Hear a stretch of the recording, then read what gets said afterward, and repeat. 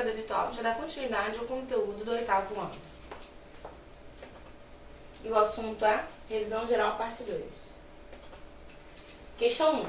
A posição central ocupada pela técnica é fundamental para explicar a atual fase do capitalismo em que se insere o pós-fordismo. Tá? Então ele está explicando mais ou menos que a técnica que foi desenvolvida ela vai ter uma posição de protagonista no momento que a gente vive, que a gente vai chamar de pós-fordismo. Tá? Sempre quando a gente fala em geografia, a gente sempre vai relevar, levar em consideração a técnica, ou seja, o desenvolvimento de uma habilidade técnica que vai impulsionar outros desenvolvimentos. Por exemplo, se o homem desenvolve o uso da enxada, da foice, da enxada, ele consegue ter uma melhora na agricultura, por exemplo. Isso vai fazer com que ele consiga produzir mais e aí ter menos mão de obra voltada para a agricultura, liberar mão de obra para outras atividades. Isso tudo vai transformando a sociedade. Essa nova forma de organização da produção promove os seguintes conjuntos de consequências. A. Retração do setor do comércio e serviços, ampliação de um mercado consumidor seletivo, diversificado e sofisticado. B. Intensificação das estratégias de produção e consumo a nível internacional, redução do fluxo de informação e dos veículos de propaganda. C. Redução da distância dos estabelecimentos industriais e comerciais, acelerando o ritmo das inovações do produto com mercados pouco especializados. E D. Crescente terceirização das atividades de apoio à produção e distribuição de elevados níveis de concentração de capitais e formação de conglomerados. Então a resposta correta é D. Crescente terceirização das atividades. Por que não é essa aqui?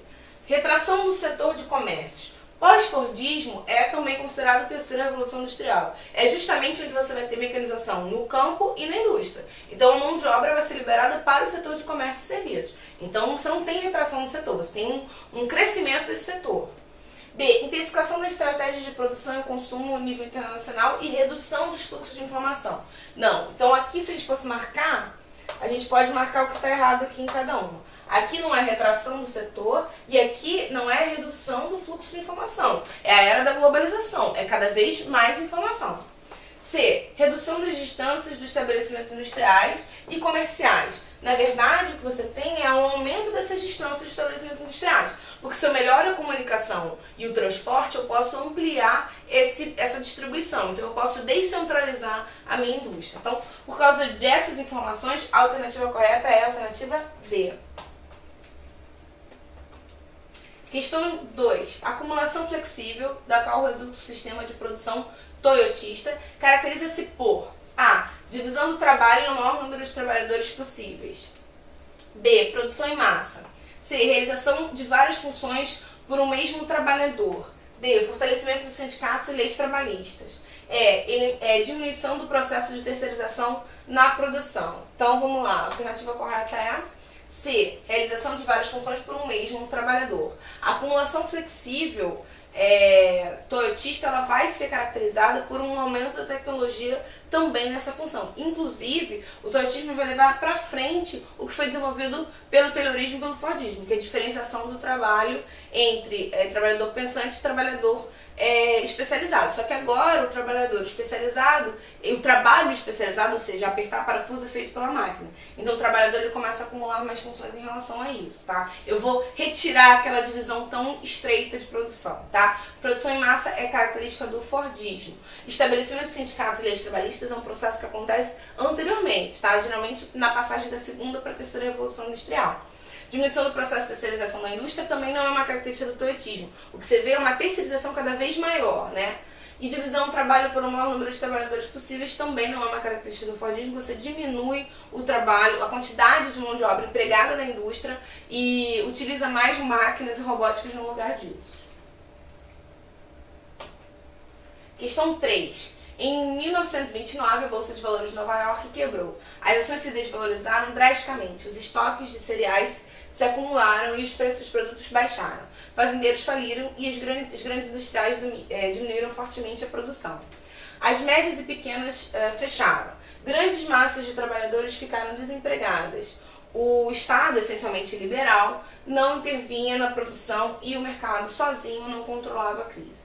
Para controlar a crise, Franklin Delano Roosevelt, democrata eleito presidente em 1932, lançou um programa de reconstrução nacional, o New Deal. cuja meta era promover reformas profundas na sociedade norte-americana. 3. Baseando-se no texto, responda qual a diferença entre o liberalismo econômico clássico e o New Deal. No liberalismo econômico clássico, a economia é pensada como um organismo capaz de autorregulamentar, capaz de conceber alternativas que o levariam ao equilíbrio. Sob tal aspecto, a intervenção do Estado é vista de modo negativo, tendo em vista que essa interferência impediria que a economia viesse a se desenvolver mais e mais. Ou seja, para o New Deal, para o liberalismo econômico, o que acontece é que eu não preciso, na verdade a intervenção estatal ela é um problema, já que a lei do mercado é suficiente para se regulamentar a economia. Então, se eu tenho uma empresa que vende caneta R$10 e surge uma empresa que vende caneta R$5, o fato de que a empresa de R$10 tem que competir com essa empresa de R$5, ou seja, você tem aí uma competição, você tem uma competição da oferta, vai baixar o preço da caneta. Então, a empresa que vende a R$10 vai ter que abaixar o preço. Isso vai beneficiar o consumidor e vai equilibrar a economia. Em contrapartida, o New Deal abandona essa visão de não autorregular a economia, e ao acreditar que a intervenção do Estado, do governo, é necessária para que desequilíbrios do sistema econômico não venham a causar prejuízo à sociedade. Isso vem muito em função dos ecos da própria crise 29, já que a crise 29 ela surgiu porque você não tinha um equilíbrio, um controle do Estado sobre a economia. Na verdade, é uma crise que é provocada pela desregulação do sistema econômico. Então, a resposta que o Estado dá e que o Roosevelt dá é não. Como é que a gente evita essas crises? A gente começa a intervir na economia, a gente começa a controlar a economia um pouco mais para que você tenha, não é um modelo de economia planificada. Tá? A gente já tinha visto numa questão o que é economia planificada. Economia planificada é o Estado sendo o detentor dos meios de produção. No caso do New Deal, é o Estado controlando mais a economia, fornecendo empregos, tendo empresas, e controlando os investimentos para evitar crises liberais. É outra forma de intervenção. Mas isso não significa que o Estado controla toda a economia. Ele controla mais do que o liberalismo. Questão 4. Qual o objetivo das medidas de índice de desenvolvimento humano, o IDH? A Organização das Nações Unidas, a ONU, através do Programa das Nações Unidas para o Desenvolvimento Humano, ou para o Desenvolvimento PNUD, criou um indicador chamado Índice de Desenvolvimento Humano, IDH, com o objetivo de estabelecer um nível de qualidade de vida da população de um determinado país, levando em consideração os aspectos socioeconômicos e dos habitantes. A ideia é que você consiga parear e entender mais a realidade de cada país. Então, quando você faz o IDH, você diz, olha, por exemplo, o pessoal que mora na Noruega tem um índice de vida bem melhor do que o pessoal que mora em Ruanda. E aí você consegue, inclusive, pensar em políticas para ajudar esses países, para organizar participações humanitárias, para você tentar regular isso. É uma forma que você tem de observar a situação da vida dos indivíduos dentro do mundo a partir de um índice que calcula taxa de natalidade, taxa de fecundidade, a mortalidade infantil, indicadores que vão expor a situação de vida dos indivíduos. Questão 5. Observe a tabela abaixo com atenção. Ela mostra o mapa do mercado de trabalho no Brasil. População empregada segundo grau de instrução e gênero. Então aqui você tem anos de instrução, de 8 a 10 anos, de 11 a 14 anos e mais de 15 anos de instrução. Então, anos de instrução. Homens são 14%, mais ou menos a mesma coisa entre as mulheres. 14,1, 14,4, mais ou menos a mesma coisa. De 11 a 14 anos de estudo você tem 14,2, mais ou menos a mesma coisa. Aqui você tem um aumento significativo das mulheres, você tem aí 20,5%. E mais de 15 anos de estudo você tem 5,3%, que é um índice baixo, pensando no Brasil. E 7,9% de mulheres, que é um pouco mais também. Então, esse aqui é mais ou menos o panorama geral de anos de estudo do Brasil, que demonstra aí alguns problemas de educação, inclusive. 5. Considerando os dados da tabela, é possível concluir que A. Muitos anos de instrução ampliam de forma significativa as chances de conseguir emprego. B. O desemprego não é um problema para o mundo, uma vez que existem empregos para todos. Basta estudar e se dedicar o bastante para ocupar os cargos do setor público e privado. C. A população que chegou pelo menos a metade do ensino fundamental é a que menos obtém empregos.